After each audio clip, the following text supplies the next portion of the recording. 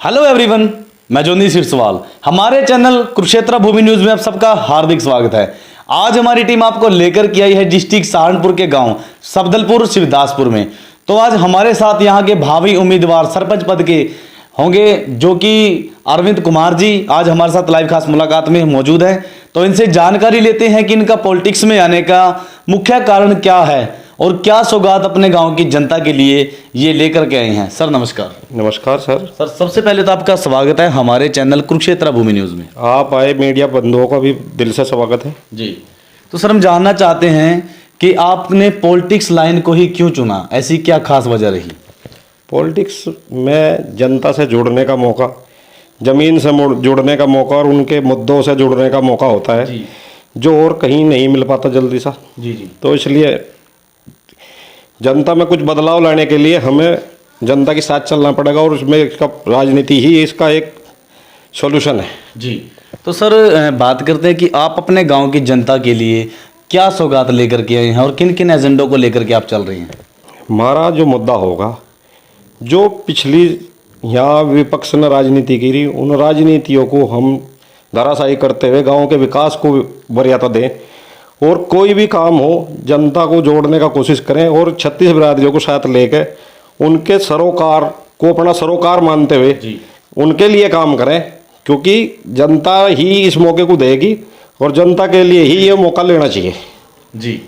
तो सर अगर आपके गांव की जनता अब की बार आपको ये सेवा करने का मौका देती है तो डेवलपमेंट को लेकर के सबसे पहले आपके क्या क्या कदम होंगे?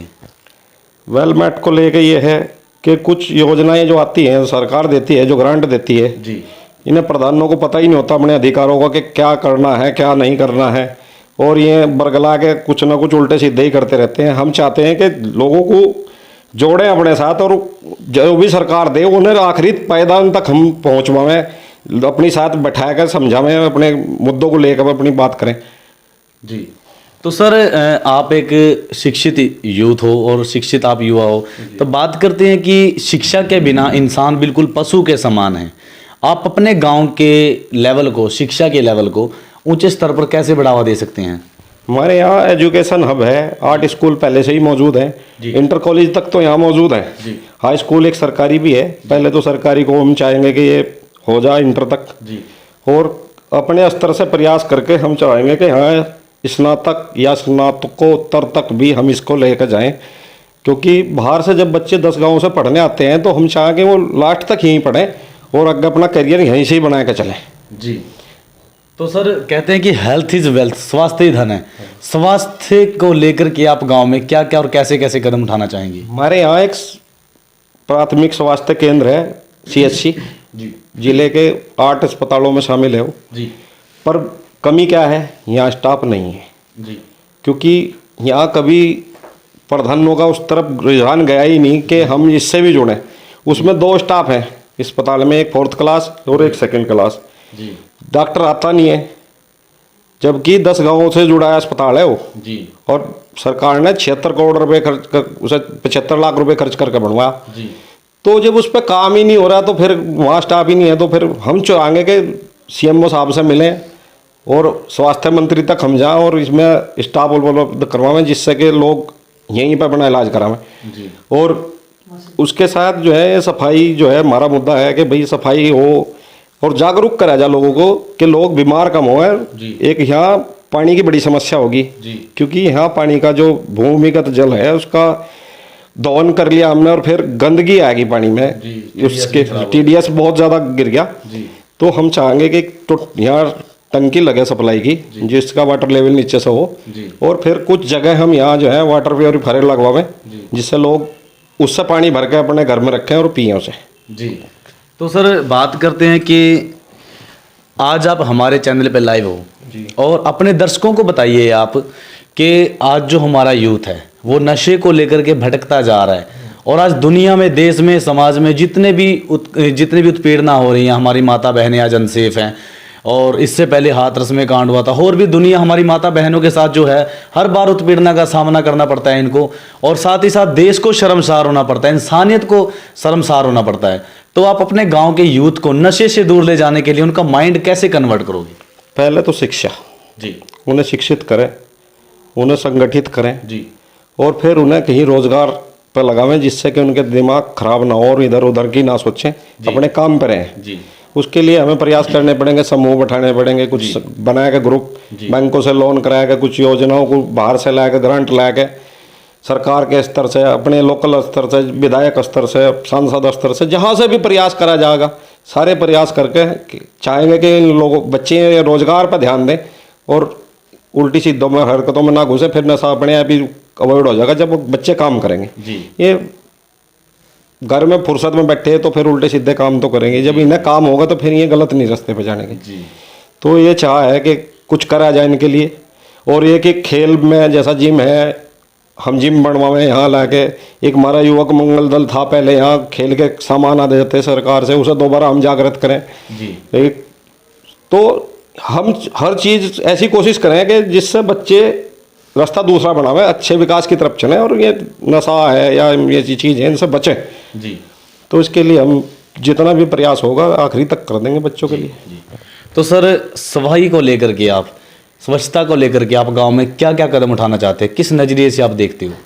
हमारे यहाँ वैसे तो 2 सफाई कर्मी सरकार ने दे रखे हैं जी, पर बच्चे हैं, थोड़ा काम गांव बड़ा है जी। हम चाहेंगे कि महीने में एक मासिक सफाई अभियान जो है हम अपने स्तर से, प्रधान स्तर से करावें, और जहाँ भी गंदगी है उसे हम अपने लगा के मजदूर या जो भी लगा के उन्हें हम हर महीने गांव को एक बार बिल्कुल नीट एंड क्लीन करें। जी। आपके गांव में जो बुजुर्ग हैं, कुछ ऐसे भी होंगे जिनकी पेंशन बनी नहीं, कुछ ऐसे भी होंगे किसी कारणवश कट चुकी है, कुछ हैंडीकैप्ड भी होंगे, और इसके अलावा कुछ विडो औरतें भी होंगी, महिलाएं भी होंगी।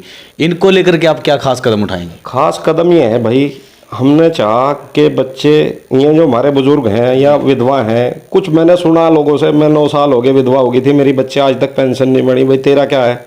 हमने कहा भाई माता जी ये तो शर्मसार करने वाली बात है जी।